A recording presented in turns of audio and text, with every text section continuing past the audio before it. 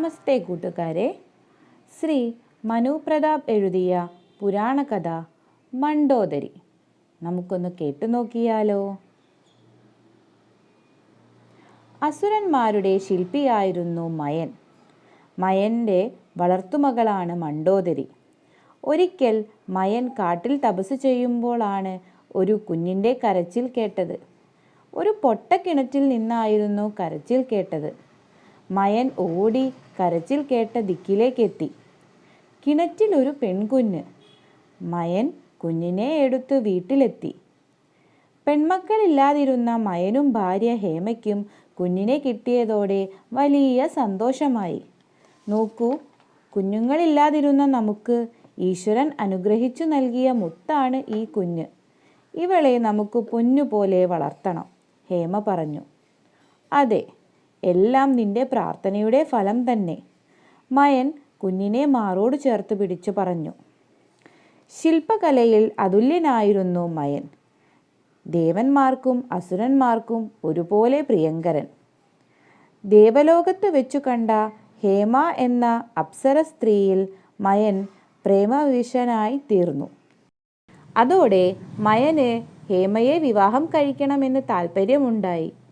വിവരമറിഞ്ഞ ദേവന്മാർ തന്നെയാണ് മയൻ്റെയും ഹേമയുടെയും വിവാഹം നടത്തിക്കൊടുത്തത്.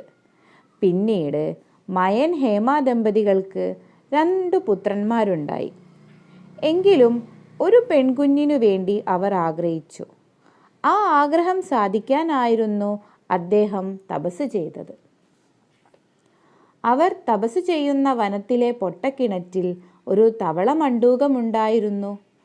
പാർവതി ദേവിയുടെ ശാപത്താൽ മധുര എന്ന ദേവസ്ത്രീ തവളയായി മാറിയതായിരുന്നു. പാർവതി ഇല്ലാത്ത ഒരവസരത്തിൽ മധുര സോമവാര വ്രതം അനുഷ്ഠിച്ചു. അങ്ങനെ അവർ കൈലാസത്തിൽ ശിവപൂജയ്ക്കായി എത്തി. മധുരേ, നിന്റെ കഠിനവ്രതത്തിൽ നാം സന്തുഷ്ടനായിരിക്കുന്നു, ശിവൻ മധുരയെ ആശ്ലേഷിച്ചു.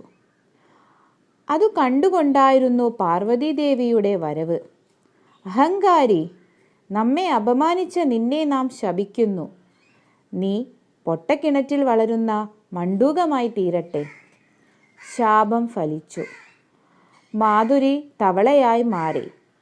ശാപമോക്ഷത്തിനു വേണ്ടി പൊട്ടക്കിണറ്റിൽ നിന്ന് മധുര നിലവിളിക്കാൻ തുടങ്ങി. അടിയൻ ഒന്നും ചെയ്തിട്ടില്ല ദേവി, ഭഗവാനെ ഭജിച്ചതു മാത്രമാണ് അടിയൻ ചെയ്ത തെറ്റ്. അടിയന് ശാപമോക്ഷം നൽകൂ. പാർവതി അതൊന്നും ശ്രദ്ധിക്കാതെ കുപിതയായി അവിടെ നിന്നും നടന്നു നീങ്ങി. പക്ഷേ പരമശിവന് മാധുരിയുടെ സങ്കടം കാണാതിരിക്കാൻ കഴിഞ്ഞില്ല. സോമവാര വ്രതം നോറ്റ് തന്നെ സന്തോഷിപ്പിച്ച ഭക്തയുടെ ദുരാവസ്ഥ ഭഗവാൻ മാറ്റേണ്ടതല്ലേ? കുറച്ചു കഴിഞ്ഞപ്പോൾ ഭഗവാൻ മണ്ഡൂകമായി കഴിയുന്ന മാധുരിയുടെ അരികിലെത്തി. മാധുരി, 12 വർഷം കഴിഞ്ഞാൽ നീ സുന്ദരിയായ ഒരു പെൺകുഞ്ഞായി മാറും.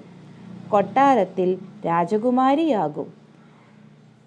മാത്രവുമല്ല, മഹാപ്രതാപിയായ ഒരാളുടെ പത്നിയാകും. പിന്നീട് വീരന്മാരായ സന്താനങ്ങളുടെയും മാതാവായി നീ ഏറെ കാലം ജീവിക്കും. ഭഗവാന്റെ വരം ഫലിച്ചു. 12 വർഷം തികയുന്ന ദിവസമാണ് മയനും ഹേമയും പൊട്ടക്കിണറ്റിൽ നിന്ന് ഒരു കുഞ്ഞിൻ്റെ കരച്ചിൽ കേൾക്കുന്നത്. വർഷങ്ങളോളം തവളയായി ജീവിച്ച മധുര എന്ന ദേവസ്ത്രീയാണ് അതെന്ന് അവർക്ക് അറിയില്ലായിരുന്നു. മയനും ഹേമയും കൂടി കുഞ്ഞിനെ കിണറ്റിൽ നിന്നും പുറത്തെടുത്തു.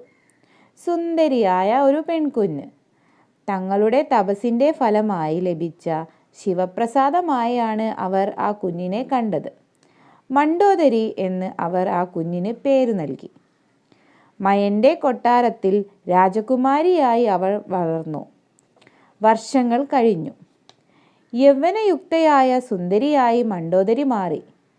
ആരു കണ്ടാലും മോഹിക്കുന്ന തരത്തിൽ ഒരു രാജകുമാരിയായിരുന്നു അവർ.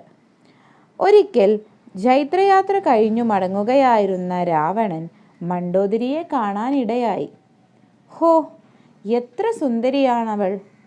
ആരെയും മയക്കുന്ന അവൾ ആരായിരിക്കും? രാവണൻ കുമാരിയെക്കുറിച്ച് നാട്ടുകാരോട് തിരക്കി. അവൾ അതിസുന്ദരി മാത്രമല്ല രാജൻ, ബുദ്ധിമതിയുമാണ്. സ്നേഹസമ്പന്നയും ദാനശീലയുമാണ് മണ്ഡോദരി. നാട്ടുകാർ മണ്ഡോദരിയെ പുകഴ്ത്തുന്നത് കേട്ടപ്പോൾ അവളെ വിവാഹം കഴിക്കണമെന്ന് രാവണന് ആഗ്രഹമായി. അങ്ങനെ രാവണൻ മണ്ഡോദരിയുടെ പിതാവായ മയനെ ചെന്നു കണ്ട് തൻ്റെ ആഗ്രഹം അറിയിച്ചു. അങ്ങയെപ്പോലെ ഒരാളെ വരനായി കിട്ടിയതു തന്നെ ഞങ്ങളുടെ ഭാഗ്യമാണ്. എൻ്റെ മകളെ സന്തോഷപൂർവ്വം ഞാൻ അങ്ങയെ ഏൽപ്പിക്കും. അങ്ങനെ മയൻ സന്തോഷപൂർവ്വം മകളെ രാവണനു വിവാഹം ചെയ്തു കൊടുത്തു. നമസ്തേ. നല്ലൊരു നാടിൻ കഥ കേൾക്കാം.